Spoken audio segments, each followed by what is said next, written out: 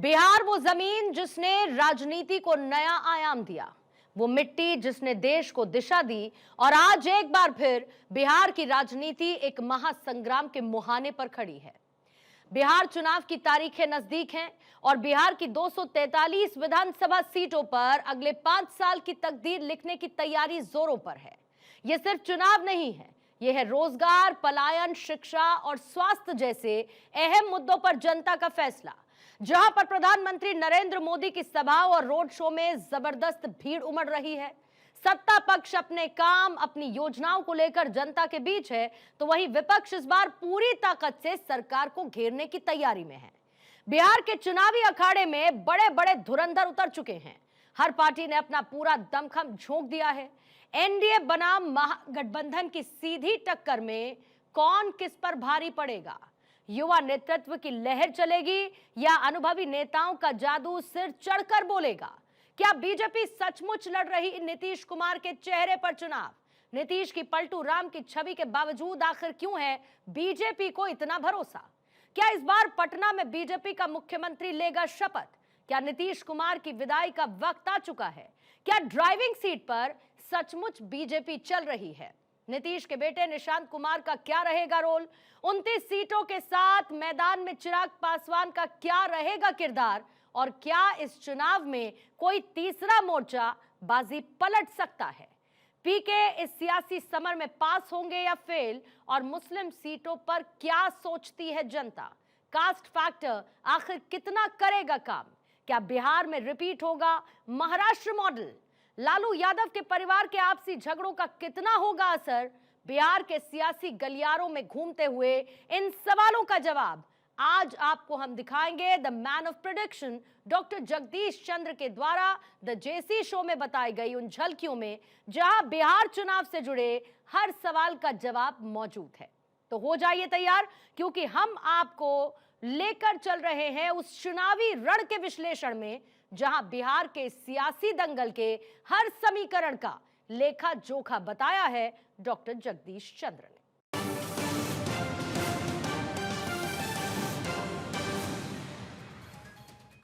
क्या इस बार पटना में फहराएगा भगवा? इसके मायने क्या है? इसका दो टूक मैसेज ये है कि बिहार नरेंद्र मोदी और अमित शाह की गोद में है। राहुल गांधी, तेजस्वी, पीके सब फालतू की बात है। थोड़ी बहुत दिलचस्पी पीके को लेकर के थी कि नरेंद्र मोदी अमित शाह की कार्यशैली को समझते हैं, गहराइयों से उनकी स्ट्रैटेजी को जानते हैं, तो शायद कुछ नया करेंगे, कुछ बड़ा करेंगे। लेकिन नरेंद्र मोदी के सामने वो भी फेल।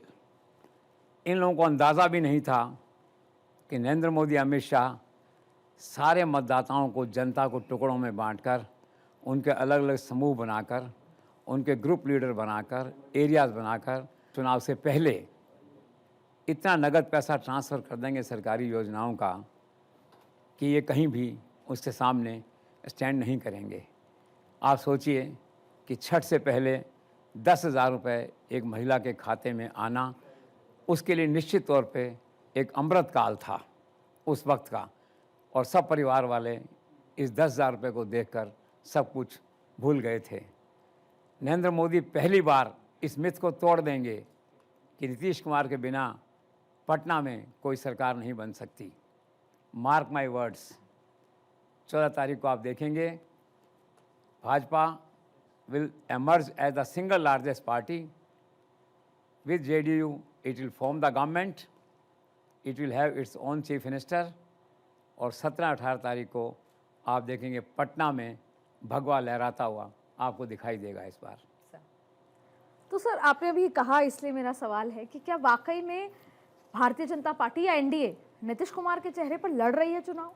नीतीश कुमार सीएम जैसा भी आपने कहा होंगे या नहीं होंगे? और दूसरा, नीतीश कुमार की जो पलटू राम की एक इमेज बन गई है, उसके बाद भी बीजेपी उन पर विश्वास कर रही है क्या सर?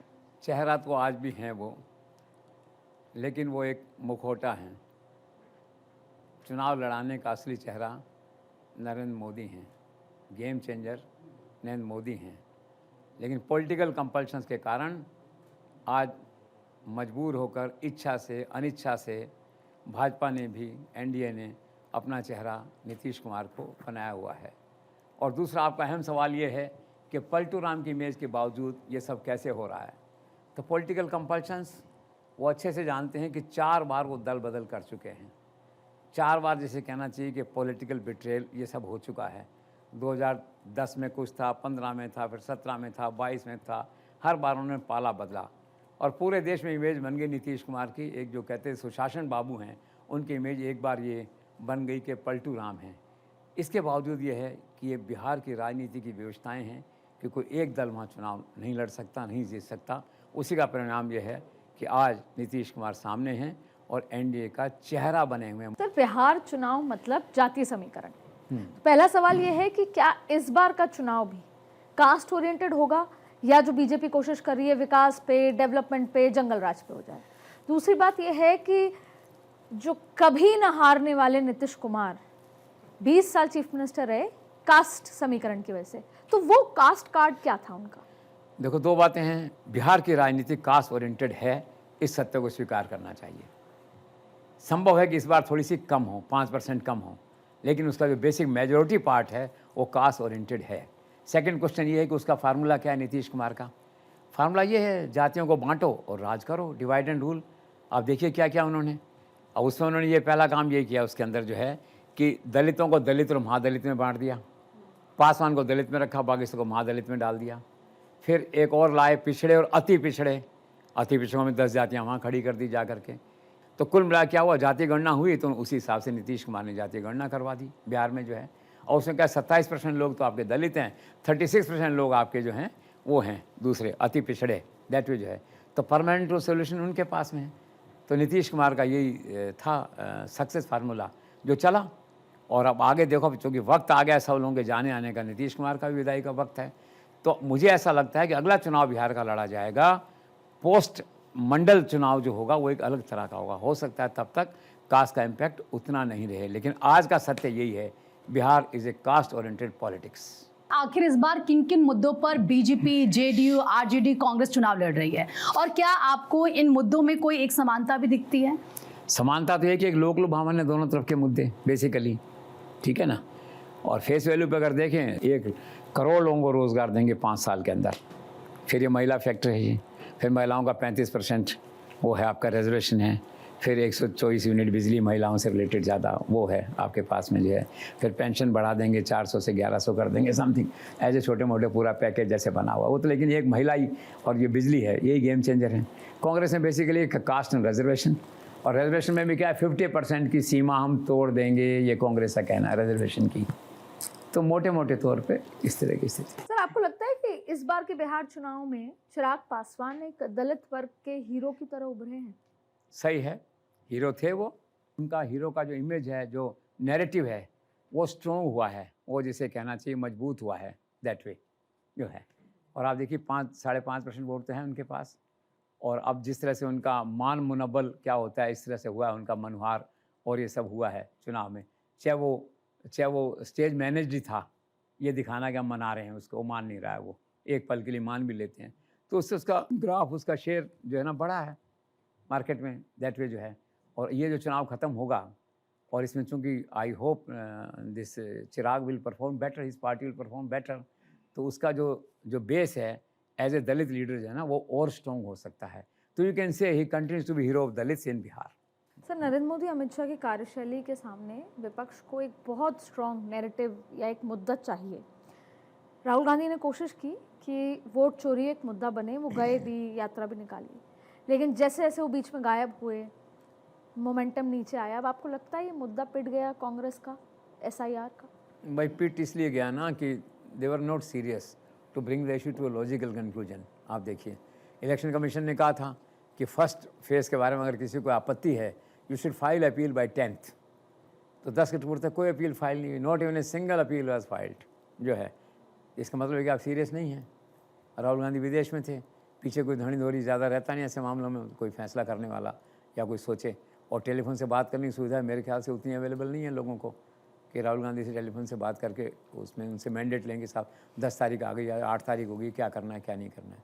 तो 10 तक आई और निकल गई, और मैसेज बड़ा गलत गया कंट्री के अंदर कि कांग्रेस जिसने मुद्दा उठाया इतना, it's not serious at all on that issue. Sir, पिछली बार नीतीश कुमार को रोकने में असफल रहने के बाद क्या इस बार चिराग पासवान नीतीश कुमार को रोक पाएंगे? नहीं, इस बार कहानी डिफरेंट है बिल्कुल। कहानी चिराग पासवान के हाथ से निकल गई है जो है, कहानी अमित शाह के हाथ है, कहानी नरेंद्र मोदी के हाथ है। चिराग पासवान का रोल बस अपनी जो सीटें जितनी जीतेंगे वो, जो मैक्सिमम सीटें 38 की बात पिछली बार आई थी, उसके प्रपोर्शनेट देखें तो, लेकिन कभी कभी प्रपोर्शनेट चीज़ें लागू नहीं होती हैं लोकसभा विधानसभा की, लेकिन जो भी जीतते हैं वो 10 जीतते हैं, 15 जीतते हैं, 20 जीतते हैं, जो भी हैं, तो बीजेपी के डिस्पोजल पे है दैट वे जो है। तो नुकसान करने नहीं करने का कोई खास मुद्दा नहीं, उनके हाथ में कुछ ज़्यादा नहीं है। उनके कमांड अमित शाह के हाथ है दैट वे जो है। वो जितनी सीटें जीतेंगे तो उन्हीं के उस पर चरणों में रखेंगे दैट वे। उनको ज़रूरत होगी तो लेंगे, नहीं तो ठीक है, अपने केंद्र में मंत्री रहो, अपने चलो आराम से, be a good and disciplined ally, इसमें क्या दिक्कत है। You are young man, lot of future is there for you. अभी से ज़्यादा उत्साह मुख्यमंत्री बनने की कहाँ लालसा है अभी जो है, अभी दूसरे काम करो दैट वे जो है। So this is all. तो कोई नुकसान की वो नीतीश को नहीं रोक पाएंगे। नीतीश जितना है उतना ही रहेगा, वो तो अपने बूते आएगा। और ये अपेरेंटली दिख ही रहा है ना कि नीतीश कुमार मुख्यमंत्री नहीं बन रहा है, अपेरेंटली ऐसा लग रहा है। और अगर बन भी रहे होंगे और उसका मजबूरी ऐसी हो भी जाएगी कोई, मान लो आपातकाल में, ठीक है ना, उसका फैसला मोदी शाह करेंगे, चिराग पासवान नहीं करेंगे। तो उनका लिमिटेड सा रोल है।